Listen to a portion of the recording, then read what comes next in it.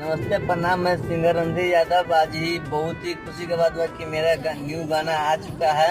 Sad song रंगदारी, मैंने 5-6 गाना आ चुका है। धीरे धीरे अपना चैनल पर आएगा, अपलोड होगा।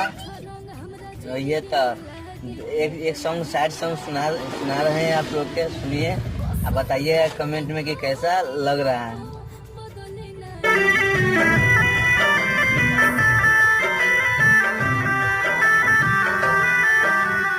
चाहे अछून हमरा जिंदगी में लागी, मिट नहीं दिहर प्यार के दागे। चाहे अछून हमरा जिंदगी में लागी, मिट नहीं दिहर प्यार के दागे। कसम खा के